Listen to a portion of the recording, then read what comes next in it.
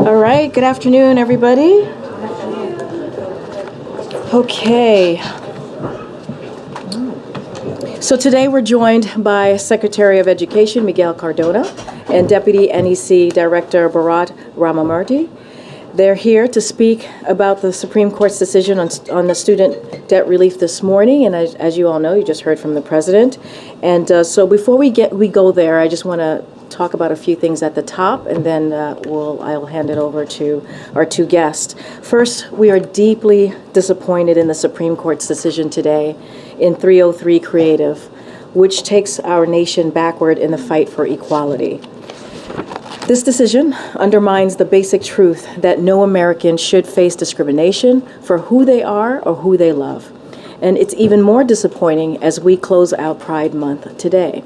It chips away at a long-standing laws that protect all Americans against discrimination in public accommodations, including people of color, people with disabilities, and people of faith, and women. While the court's decision only addresses expressive original designs, as President Biden said today, we are concerned that the decision could invite more discrimination against the LGBTQ+ community. And we know that when one group's dignity and equality are threatened, the promise of our democracy is threatened, and we all suffer. The administration will remain focused on enforcing federal anti-discrimination protections, and the President will continue to call on Congress to pass the Equality Act. Now, second, as we head into July 4th, the Department of Transportation and the FAA are working closely with airlines to help minimize flight disruptions resulting from extreme weather. Airline operations quickly recovered from the weather earlier this week, except for United Airlines, which expects to return to normal tomorrow. But we will continue to keep a close eye on all of this, and we want to remind air travelers to visit flightrights.gov. Again, that's flightrights.gov to see what you're entitled to if your flight is canceled or delayed. Finally, as you know, we normally do the week ahead on Fridays, but because it's 4:30 on a Friday going into a holiday weekend, we're going to send the week ahead through a pool note in a couple of hours before the end of the day for sure. But before I move on, I want to acknowledge someone in the room who you all know very well and who has been a friendly face to all of you and to all of us. That is Ed Lewis.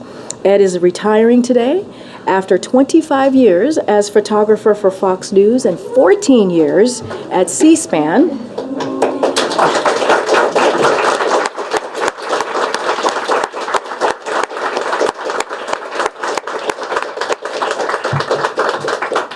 In his career, hi Ed. In his career, Ed has covered every president since Ronald Reagan, right? Not to age you, my friend. You look young, 21. I know he is a friend to many of folks here and certainly many folks on my team. He always has a smile. Every time I see him, he always waves, smiles, and gives me a thumbs up. So I give you a thumbs up back to you, my friend. And I know many of you have seen him traveling, carrying like 13 bags or something like that all at once. So incredibly impressive. So Ed, thank you for being a joy to work with. I hope you will enjoy more time at the T following your last day here. And we will truly, truly miss you. And thank you for just always being a friendly face the team decided to get you something. So here you go. Can you step away for a second, or do I have to come back? I come back.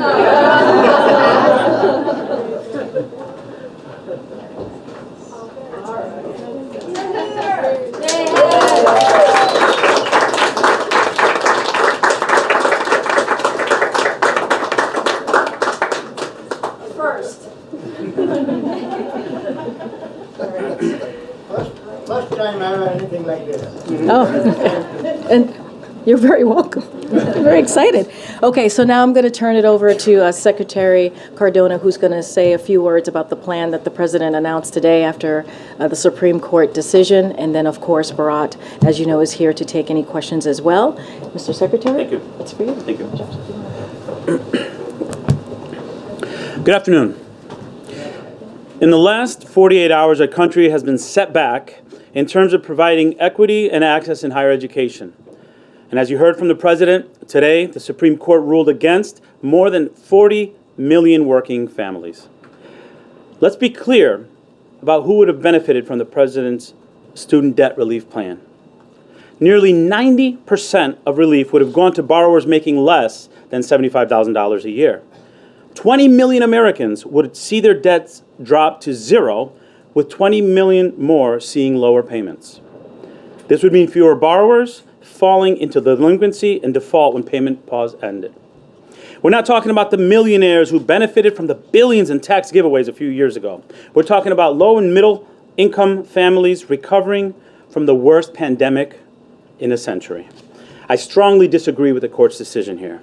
So today, I want to assure our students, our borrowers, and families across America, our fight is not over. We're taking action. The President, the Vice President, and I have put borrowers first from day one. We refuse to go back to the way things were before the pandemic, when 1 million borrowers defaulted each year and faced devastating financial consequences. So let me tell you about the actions we're taking today. Number one, we're going to open up an alternative path to debt relief for as many borrowers as possible, as quickly as possible. While we acknowledge the court's decision, we began the negotiated rulemaking process on settlement and compromise authority today. More information on the new regulations will come out shortly. Number two, today, we are rolling out the most affordable income-driven repayment plan ever.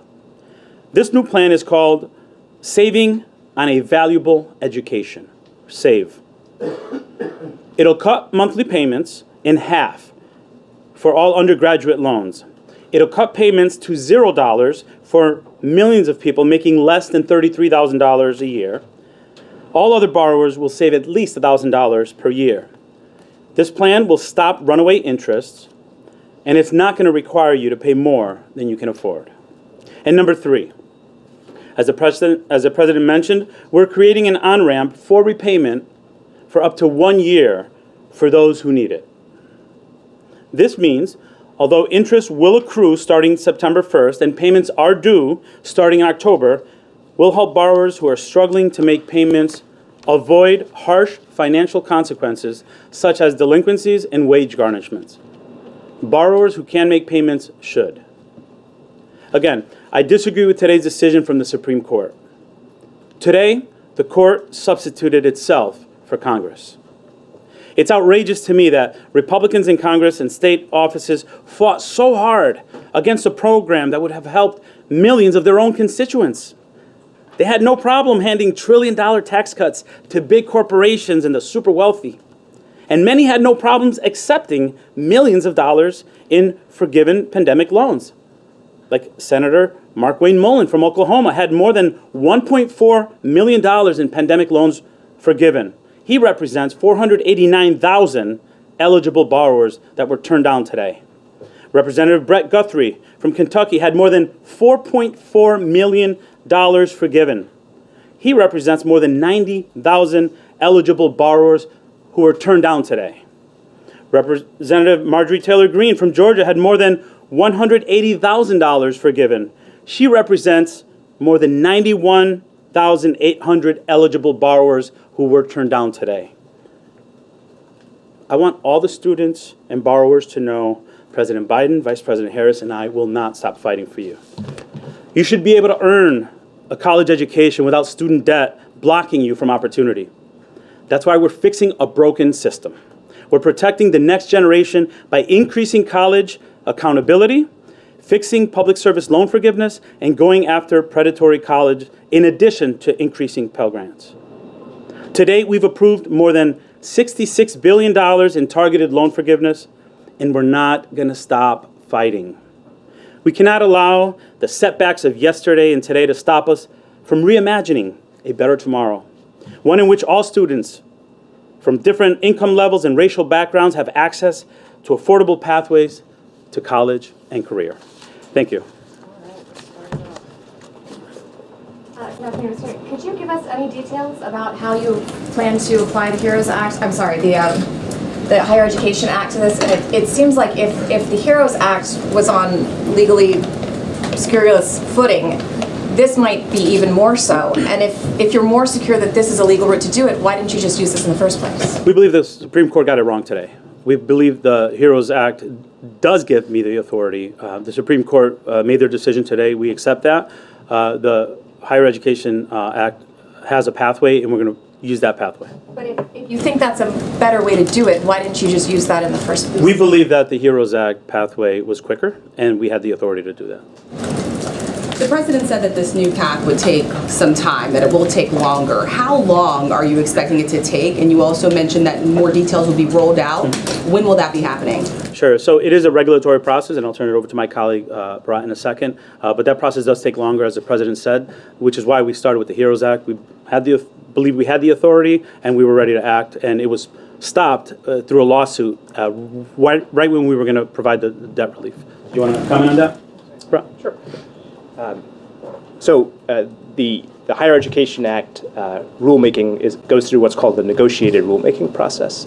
That's actually different than your typical rulemaking process. As you all know, even a typical rulemaking process can take some amount of time. You have to do a proposal, it has to receive comments, it has to be finalized, and so on. The negotiated rulemaking process, again, by law, is even more complicated than that, in that there needs to be public hearings that involve back and forth with relevant stakeholders, relevant members of the public. So it's going to take some amount of time. What you heard from the president today was that we are committed to moving as quickly as possible to get through all of those steps till we get a final proposal. And it's indicative of that the secretary, in just the hours between when the Supreme Court issued its opinion and right now, has already initiated that process, has already filed the necessary paperwork to get it going. But that sounds like a pretty complicated process. Are we talking about weeks, months? It's certainly not weeks. It's going to be months. I think, as I said, even the typical rulemaking process typically takes months. But we are aiming to do it as quickly as possible. And so we will give you more updates as we hit each milestone in that process. I don't know if the Secretary mentioned this, but the first step is going to be a public hearing. That's going to happen in July. So that's going to get the ball rolling beyond what we did today. And the President said that this new plan is legally sound. How did you reach this conclusion? Did you do an analysis or what exactly? Lawyers from the Department of Education, from the White House, from the Department of Justice, all reviewed this plan. They weighed in and believed that it was legally available. I should be clear that they did the same for the HEROES Act.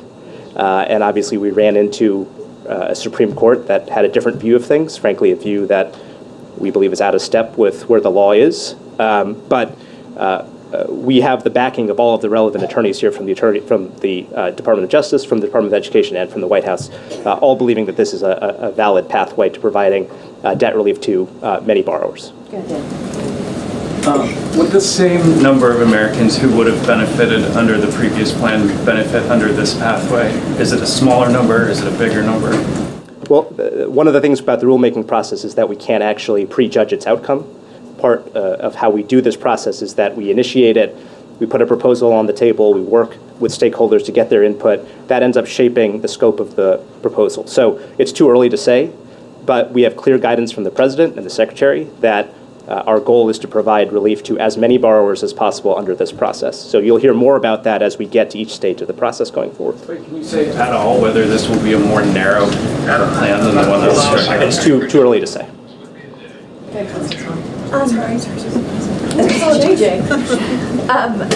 I had a question on the 12-month. It's not a pause, but what is going to happen in the interim for people who are impacted by the decision? Sure. So you're right. It's not a pause. What we're communicating to borrowers is, the interest will start accruing and the payments are due. And if you're able to pay, pay.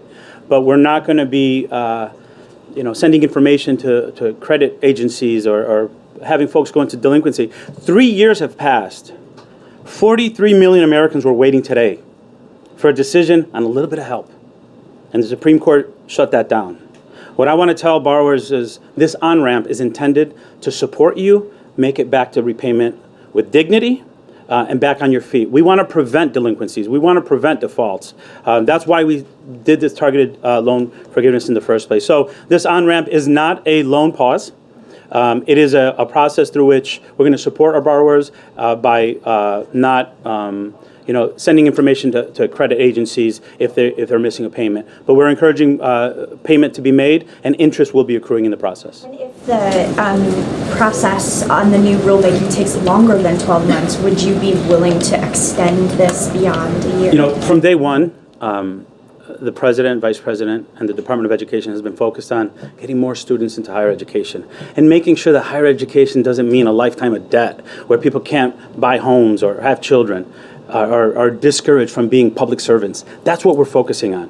So we're going to take it, this step is going to be a 12-month process. We're going to make sure we're communicating with borrowers clearly, and we're going to make it as smooth as possible for repayment. In the back. This administration was very confident that the HEROES Act would work. Of course, the Supreme Court blocked that. Why should borrowers trust you this time that this one will work? There has been no other president that has done more to fight for student debt relief, to fight to make higher education more accessible. Look, I was a classroom teacher, I was a district leader. I had too many conversations with parents who thought college was out of reach for their kids. And in the last 48 hours, these two decisions from SCOTUS make me want to fight harder to make sure that we're giving them opportunities. Opportunities like I had as a first-generation college student. There are too many people watching right now that are worried that they're not going to be able to access college or that they're not going to be able to afford it. With the SAVE plan, the income-driven repayment plan, with the on-ramp, and with the processes that we're going to take, we're doing everything we can to fight for our students and to give them the opportunity to access higher education. The lawyers that you're saying believe that this path is sound, this path could face the same court as the previous plan. So given that the lawyers got the outcome wrong the last time with the court that we have, how is this going to impact, Bidenomics and the central piece of the 2024 campaign, which has hinged on this forgiveness plan and people believing that it's possible? Yeah. What has changed? Sure. The court isn't changing, so what's changing? So I'll let Bharat answer that about the Bidenomics and the long-term impact, but we're going to fight. We're going to keep fighting. And there were many other legal scholars that believe we had the authority under the HEROES Act. I mean, the HEROES Act makes it pretty clear. I have the authority to modify or waive. The Supreme Court saw it differently. We're moving forward in another path, and we're going to put the best legal argument forward to provide relief for borrowers. That's our focus, and we're not going to stay off of that. Do you think that this court will see eye to eye with you? It's going to be the same court if it's challenged legally. We're going to keep fighting, and we're going to put the best legal argument forward to stand up for borrowers and to keep fighting for affordable college. Did you want to talk about the bigger plan right now? Sure. Well, I just want to add one thing on that question. We're just beginning the rulemaking process now. There's going to be time to craft the exact proposal under this new legal authority. One thing, of course, that we will keep in mind is how this plan is going to be received by the courts. But what the president believes is that if his lawyers, who are all highly qualified attorneys, tell him that a path is legally available, he's going to trust them. And we're going to put our best foot forward in court to defend it. What I would say to borrowers is that we are taking action on multiple fronts to help them in light of the Supreme Court opinion today. There's the 12-month on-ramp to repayment, which is going to be a real benefit to borrowers who may be having trouble getting started again on their repayments and who may have to skip a payment or two because they need to get their financial situation together. Previously, they may have been put into delinquency or default or seen a negative mark on their credit report. We're going to make sure that doesn't happen for the first 12 months. So that's a real benefit to those borrowers. And as the Secretary said, and I don't want people sleeping on this, this income-based repayment plan that we're rolling out today that was finalized is a huge deal. It is going to save the typical borrower $1,000 a year on their loan repayments. Somebody who is making $50,000, $60,000 a year is going to see a substantial savings and may even end up paying $0 in their monthly payment because of this new program. And by the way, one concern that people have had about the income-based repayment program in the past is that if you were making these smaller payments, your balance would keep growing over time.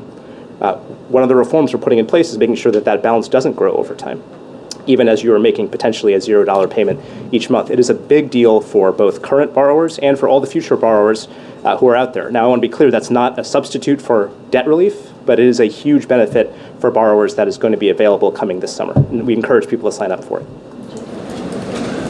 You talked about the timeline on this. It sounds like it's going to take a long time. Is the administration taking any steps to speed up the regulatory process, shorten deadlines, waiving the typical public comment requirements? Well, there are requirements that are laid out in the law that we have to follow.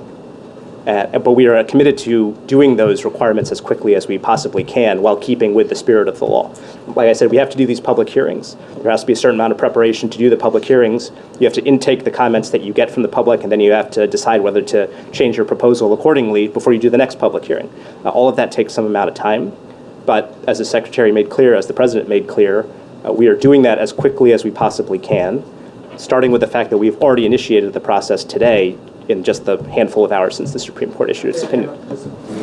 Has the administration considered an executive order that would lower interest rates for these federal loans? We looked at a number of possibilities. The President's direction to us was to look at all available legal authorities to figure out what we can do to provide relief to borrowers. The specific proposal that you discussed was not the one that we went with eventually.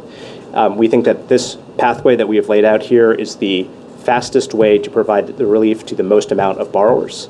And so that's what we're going with now. We think it's legally available, and we look forward to providing that relief to borrowers as soon as this process is done. Yeah, Tam, and then we'll go back. Are you on totally solid legal footing with the income-based repayment changes, or could there be lawsuits challenging that as well? No, that authority is crystal clear. There's a specific statute allowing the Secretary to design these income-based repayment programs, and the specific details of this income-based repayment program are clearly within what's permitted under the statute there. And so I would be surprised, frankly, if there was a legal challenge to that proposal. And you say it's not a substitute, obviously, for debt forgiveness. Are there, and I think this is a known answer, so I'm sorry for even asking it, but like, how big is the universe of people who don't qualify for the income-based repayment who just aren't going to be covered by this exciting thing you just offered? Sure. Every single borrower is eligible for this program. Now, the key is that if you're an extremely high-income borrower, your income may be so high that the specific benefit where you cap your payment at a percentage of your income doesn't actually benefit you because that percentage is still higher than what your monthly payment would be. But it stretches pretty far up the income spectrum so that the kinds of folks who are eligible for the initial debt relief program we're talking about, people making $75,000, $80,000 a year, are certainly going to benefit from this. Yeah, Courtney. Thank you. The opinion touches on the President's authority to act without specific permission from Congress. It cites several opinions that I know have tripped up Biden administration policies over the last couple of years. Can you talk about how you see this opinion moving forward, applying in other areas of policy making that you do? Well, look, I think that it's kind of in the eye of the beholder, right? When the HEROES Act says that the Secretary can waive or modify a provision, it seems to me that that is very clear about what the Secretary's authorities are. It is a broad grant of authority from Congress that it was expecting the Secretary to be acting in an emergency situation. There is also a very broad grant of authority in the Higher Education Act, which talks about the Secretary having the ability to settle or compromise debts. Look, I think that even the Supreme Court would say that this doctrine is evolving. It is something that was invented very recently, and it has already changed, in our view, in this opinion compared to the last opinion in which it came up, so we'll need to keep an eye on it. But from where it stands now, we think that the settlement and compromise pathway, the Higher Education Act pathway that we talked about today, is going to be a valid pathway that conforms with the major questions doctrine issue that the Supreme Court raised today. Do you see this doctrine continuing to be an obstacle to different goals that you have moving forward? Well, it seems to be intended to place restrictions on what the executive branch can do in certain situations, even when, in our view, Congress speaks clearly about what the executive branch can and can't do. So we have to take that at face value, and as we evaluate the availability of certain administrative actions going forward, we'll have to weigh how it would stand up against that new doctrine that the Supreme Court has issued. But again, we think that the pathway that we're choosing here, the Higher Education Act, is available even with this doctrine in place. Thank you. Secretary Cardona, are you considering potentially raising the income threshold for those $0 monthly payments on the IDRs, or is that $33,000 annual number set in stone henceforth? It is $33,000, and I want to make it very clear to the folks that are paying attention to this, that maybe don't know the details of it. The income-driven repayment plan that we talked about today, SAVE, we're calling it SAVE, will cut in half loan payments for undergraduate students. So think about the students that said, I can't go to college because I can't afford the $600, $700. Those are going to be cut in half. It's going to open doors to higher education. For folks making less than $33,000, which is your question, their threshold, the threshold of payment is higher than the $33,000. So if you're making less than $33,000, you won't have a payment. Is the IRS, or who's going to be monitoring whether people are still making that number moving forward? Mm-hmm. Did you want to take that? Yeah, as part of the program, you have to submit your tax return. So it monitors it on an annual basis. And I think there's actually an obligation that if your income changes significantly, you have to provide an update. From a practical perspective, the millions who've already applied to the program that now has been blocked, I noticed the president was encouraging people to still sign up, so is the thinking that that could just be transferred to the new regulation once that's set up, or how will that work? Yeah, again, I know this is not particularly satisfying, but it is too early to say because we haven't completed the rulemaking process yet. It is clearly the case that, in just a handful of days, I think maybe a little bit over a week that the website was available, we had an incredible rush of interest. You had 16 million people go to the website, fill out the form, and indicate that they were eligible for debt relief. As the president's remarks made clear today, he certainly feels for all of the 40 million borrowers, but especially those 16 million who went through the process and got a notification saying you are going to get your debt relief, only to have Republican officials and the courts step in and block that. But no, it's not. It's premature to say whether those people are necessarily going to be at the front of the line or anything like that in a new process.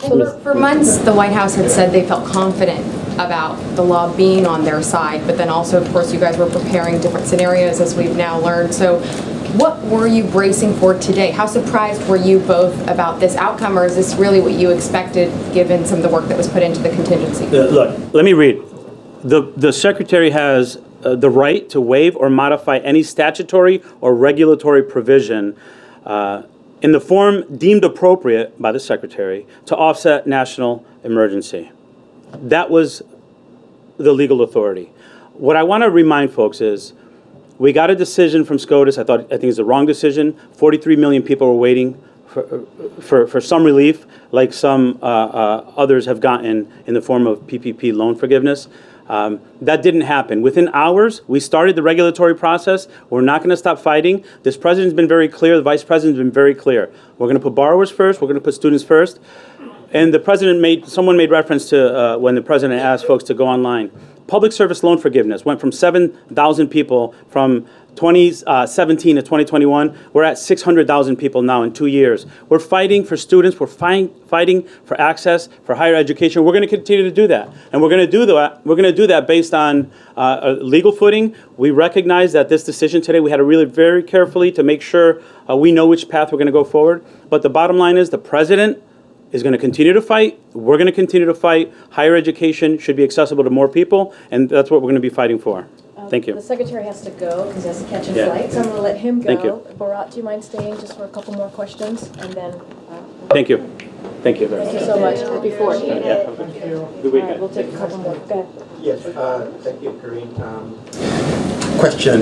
The Democrats like to distinguish themselves as being different than Republicans in terms of this specific law, for example. But really, neither side is doing anything about the runaway cost of higher education. Nobody is really doing anything. I mean, this relief doesn't do anything for future students. So is either party really any different? Are Democrats not just essentially as dishonest in their approach as they accuse the other side of being in terms of the impact that they would have on students going forward. Both parties are really beholden to the Wall Street beneficiaries of these runaway interest rates and these runaway debts. What are Democrats willing to do about the runaway cost of education? That really is at the heart of the matter. No, I think it's a real problem. That's one of the reasons why when the president announced his plan last August, when he announced his debt relief plan, there was another key provision in there, which was a set of policy ideas about holding colleges accountable for raising prices.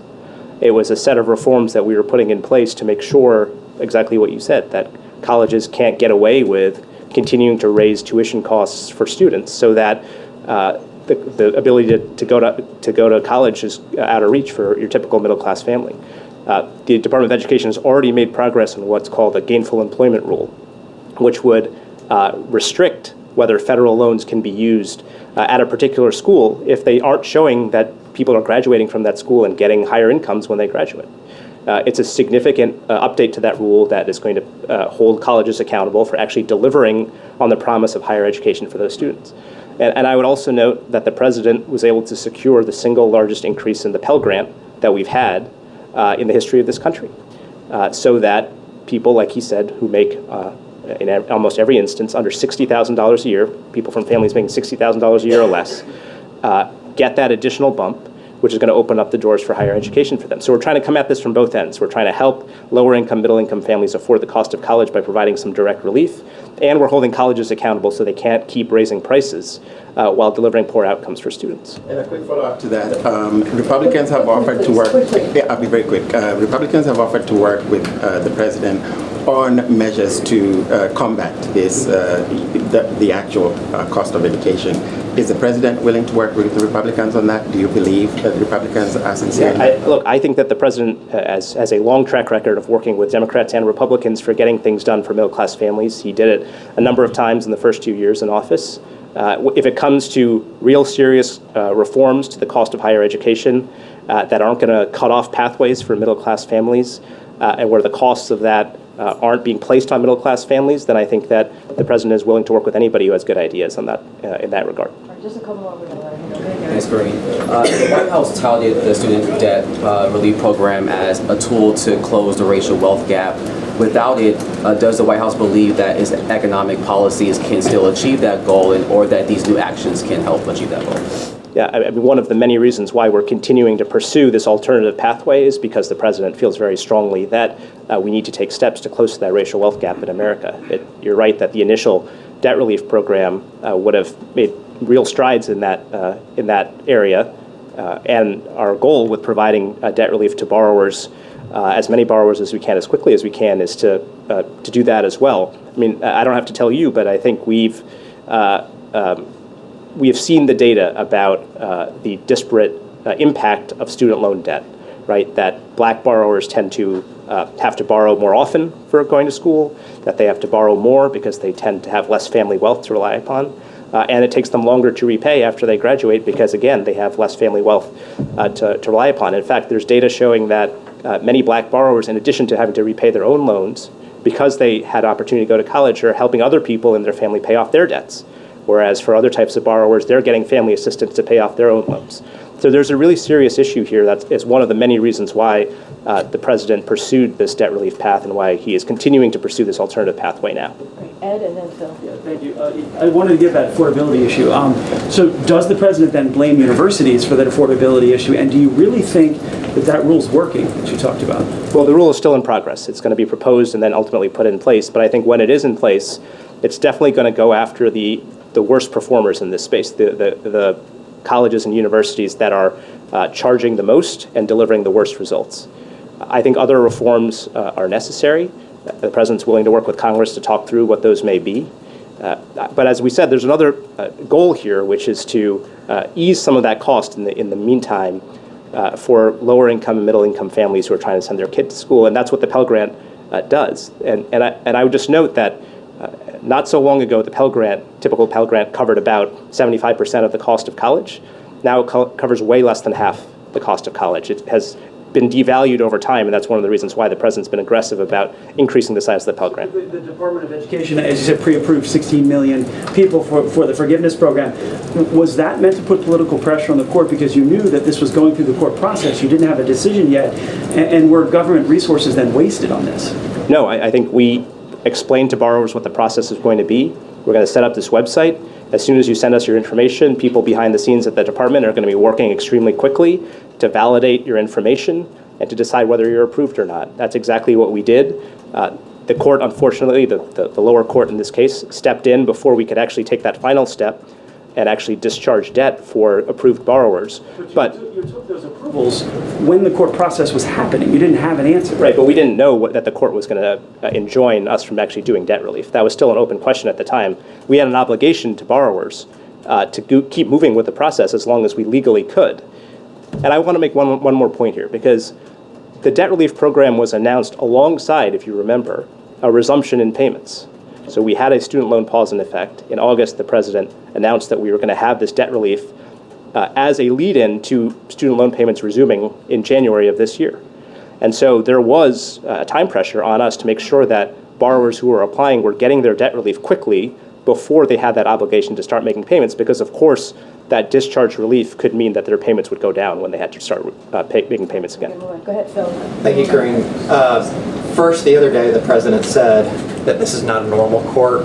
While the administration disagrees with this decision, does the administration think that it is legitimate? And then second, isn't the comparison between student loans and the Paycheck Protection Program a little bit strained, given that some of those federal student loans were given with the expectation that they would be paid back, and then the Paycheck Protection Program loans were given to employers with the expectation that those loans would be forgiven if they kept folks on payroll during a pandemic? Yeah, so on your first question, we accept the court's ruling. Of course, we disagree with it. We had a chance to review the dissent written by Justice Kagan. We largely agree with the points that were made in the dissent. In terms of the PPP analogy, I think that this is the big picture here. As we went through the pandemic, there were a variety of programs put in place to help certain subsets of the population. And one of the biggest programs that was put in place was PPP, that was intended to help small business owners, right? And I think that we have gone through with those loan forgivenesses, as the president has said, $780 billion worth of loan forgiveness. But I think that the real hypocrisy, in his view, is that a lot of that loan forgiveness was happening over the last year and a half.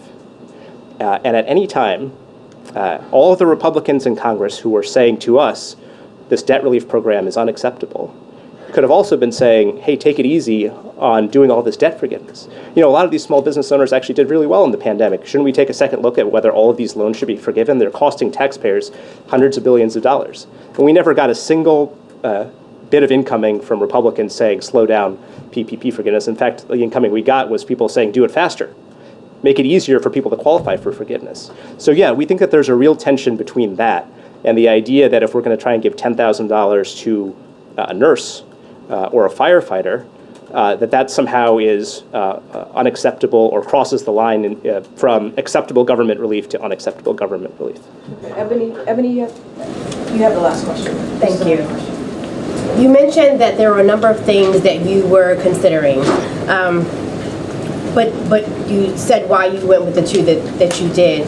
My question is, if you don't get the projected outcome that you want, which you haven't said what that number is, are there a number of other measures that you are considering, like whether it's canceling some of the interest or looking at the PSLF, maybe changing even some of the jobs that will be required for that, or any other measures if this doesn't give you the desired outcome? Yeah, I want to make clear that we're moving out on multiple fronts. Today we announced two new steps, right? We announced pursuing the Higher Education Act rulemaking process, and we announced the 12-month on-ramp to repayment. The changes to public service loan forgiveness, they're already taking place. And as the Secretary pointed out, up until this administration, something like 7,000 people total had gotten public service loan forgiveness, even though you had teachers and service members who had met the requirements, they weren't able to get their relief. We have taken incredible steps to fix that program, and now 600,000 people have gotten that relief. So we're moving out on the PSLF front. We're moving out on the income-based repayment front. Remember, this is going to be a massive savings for a lot of borrowers. Your typical borrower is saving $1,000 a year on their repayment. And by the way, there are some changes in that program as well, such that if you have lower amounts of debt, like you went to a community college, you're actually on a faster pathway to getting your loans forgiven, such that the typical community college student is going to get their loans forgiven within 10 years. So as Secretary Cardona said, there has never been a president and there's never been an administration that has come close to providing the support and relief for student loan borrowers that this administration has. And we're committed to doing that because student loan borrowers are the types of middle-class folks that this president thinks are really important to this economy doing well. To take it back to the question about Bidenomics, when we talk about growing the economy from the bottom up and the middle out, that's what this relief program was about. 90% of it went to people making under $75,000 a year. And now that's been ripped away. We're not going to stand for that. We're not going to let that lie as it is. We're going to move forward on every other pathway we can to get those middle-class folks their relief. Thank you. Thanks. Appreciate it. Can you give us the website again before you go? I'm sorry. The name of the website? For PSLF? Just for the new relief. So if you go to studentaid.gov, you will see FAQs about some of the steps that we're taking. All right, thanks. Thanks, Happy Karine. 4th. Thank you too. so much. All right. Take a few more, since it's after 5 o'clock on a Friday. Colleen? Why not? Let's keep going. Yeah, why not? Okay, I have a question about the court rulings this week. So if the Supreme Court doesn't reflect the views of the American people, like Biden has said, should he be embracing a proposal to change the court? So look, I just want to, as you know, and I talked about this a little bit during the gaggle yesterday, which was, you all were asking me about the commission that the president was very proud to put together. It was diverse. It had legal voices from the right, from the left, and it was something that you had never seen before, and it was incredibly important, the president thought, was to do. And obviously he read the report. Don't have any decisions to lay out at this time. So certainly not going to get ahead of the president. I know people have asked about expanding the court. He's been very clear. That's not something that he wants to do as it relates to that. Look, the president is certainly has made himself very clear about how he sees these court decisions. And the reason why he said that is it's pretty clear, right? When you think about the Dobbs decision, when you think about Roe v. Wade, this is something that was constitutional for almost 50 years. Almost 50 years. You know, some of these decisions on these big kind of items that have been reversed were decided by both Republicans and Democrats, right? And so that is not the norm when you reverse something that was almost 50 years. You think about affirmative action also, and the president said this yesterday, decades, again, decided by Republicans and Democrats. And so that has been reversed. So, you know, I'm not going to go beyond what the president said, but if you lay that out, that's pretty clear. And this is also a president that was the chair of the Judiciary Committee, right? When he was a senator, right? Who understands this process, respects this process, is an expert in this process. So when you have someone like the president who has this experience and says that, you know, he's not saying it because it's a feeling. He's saying it because he has seen this over and over the decades, and how a Supreme Court have acted and how they taken action. And so, you know, don't have anything beyond what the president said yesterday and what he has said many times about when he's been asked directly about the court. But it's, you know, I'll lay it out for the American people, and they can see themselves and make their decisions for themselves. Thank you so much, Karine. I have two questions. One to follow up a little bit on that. These decisions of the Supreme Court here have big repercussions in other countries. Some are accessing implications on their own societies. So do you have any message to those countries watching what is taking place here? And on yesterday's, the president commented that this is not a normal court. Mm-hmm. Does he have any solution for that? What can he do? So look, one of the things that the president has done since the beginning of this administration is make sure that he put nominees forward in the judicial, when you think about judicial level, right, the federal court, that is diverse.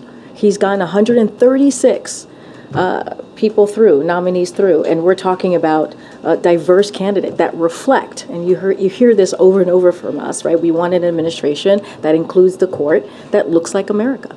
And that's what this president has done. And I think that's an action that he has been very deliberate about, very, very methodical about, so that we can have a court system that is reflective, a court system that is fair, a court system that is diverse. And so that is an action that he has taken, again, almost from day one.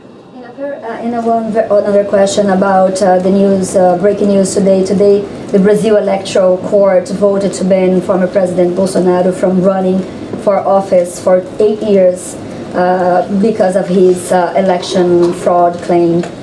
Wonder if you guys have any reaction to that. So obviously we've seen the reports, I just don't have a comment at this time. House Foreign Affairs Chairman Mike McCall released a statement a couple minutes ago criticizing the administration for only releasing 24 of the 87 pages of the Afghanistan After Action report and saying this is another blatant attempt to hide the Biden administration's culpability in the chaotic and deadly evacuation from Afghanistan. Do you have a response to that? So yeah, a couple of things. I have not seen his statement since you just said it happened a couple of minutes ago, so I want to be mindful. I don't like to respond to things I haven't seen. But first, I would say I refer you to the State Department. They released this report. So any specific questions that you have, certainly would refer you there. But more broadly, on the transparency question, look, this administration has consistently provided updates, information on the withdrawal from Afghanistan. We have provided that information anytime that we have been asked. We have done so. And a couple of examples is thousands of pages of documents, thousands of pages of documents and analysis, spreadsheets, and written responses to questions that we have received, that we have gotten from the committee, from Congress, hundreds of briefings to bipartisan members and staff, public congressional testimony that many of you have covered and talked about.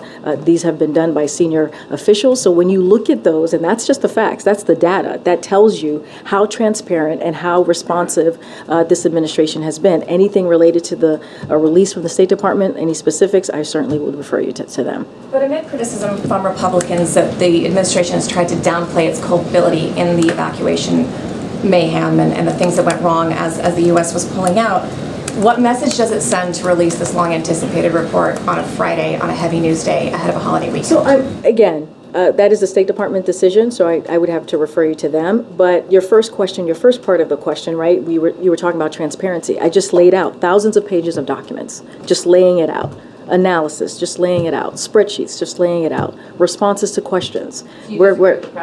Well, I disagree with the premise, but I'm also laying out what we've actually done, right? We've actually laid out and have conversation. You've seen senior officials take questions, tough questions, in a bipartisan way on this issue.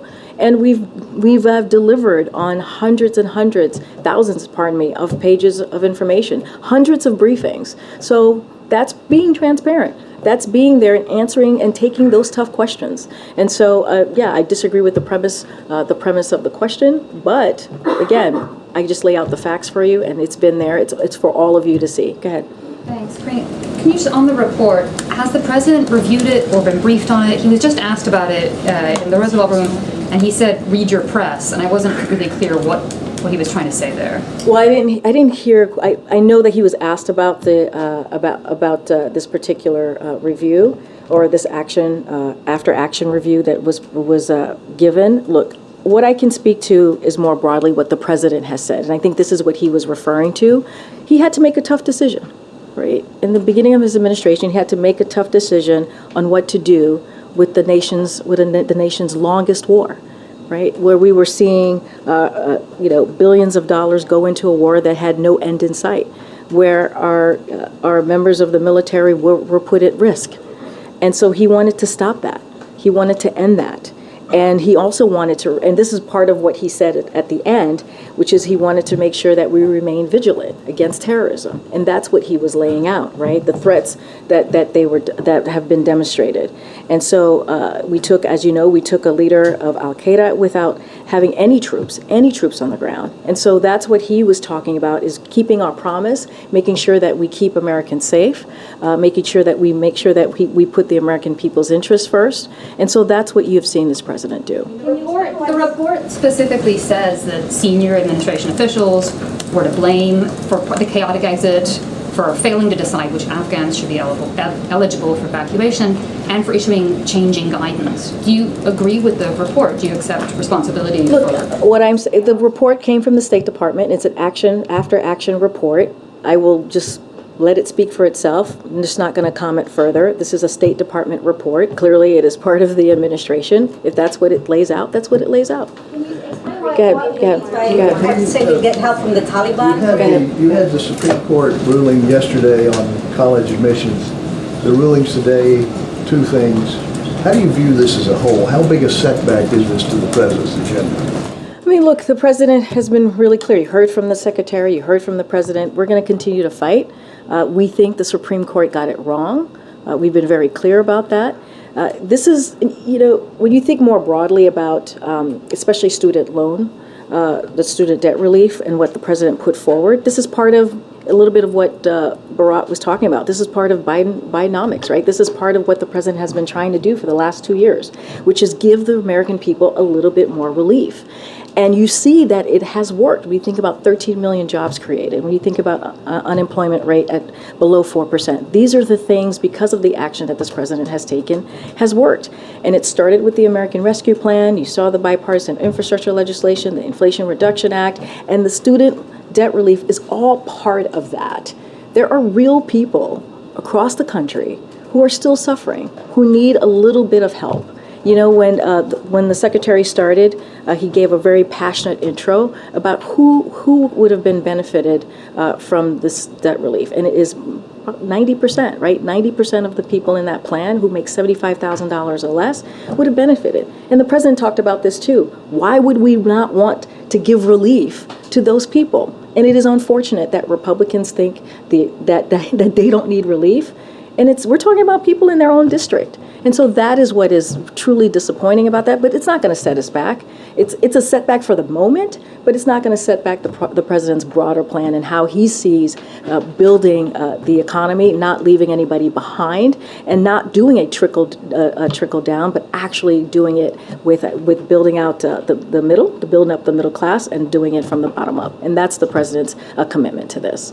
Go ahead. Today, I see Colleen is at the edge of her seat. Go ahead. Today is the deadline that the president set back in December for the National Archivist to release the remaining records about JFK's assassination. Has the president been updated about the progress? What is the remaining number of records that will remain classified?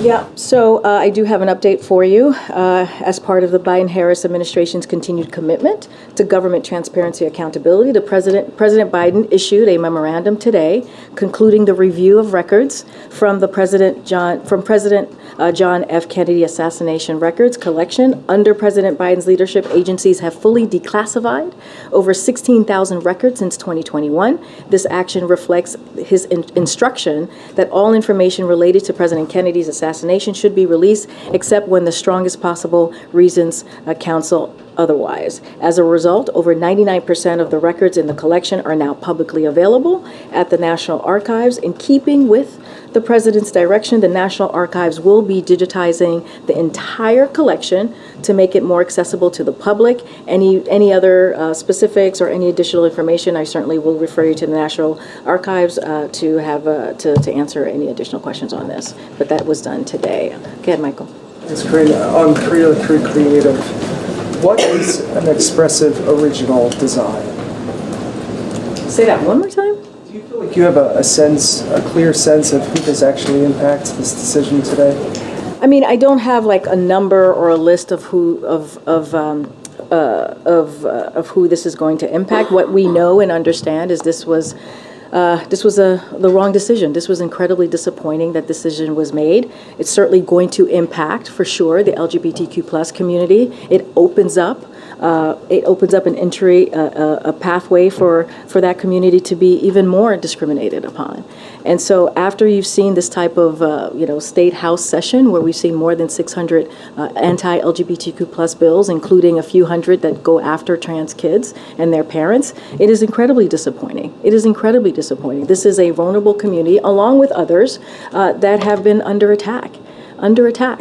And so the president, we saw the president's statement. He's been very clear about this. We do have our concerns, and we're certainly going to call it out. We have said, I said very clearly that we're going to continue to push for the Equality Act, which we think is incredibly important, that Congress should act on that.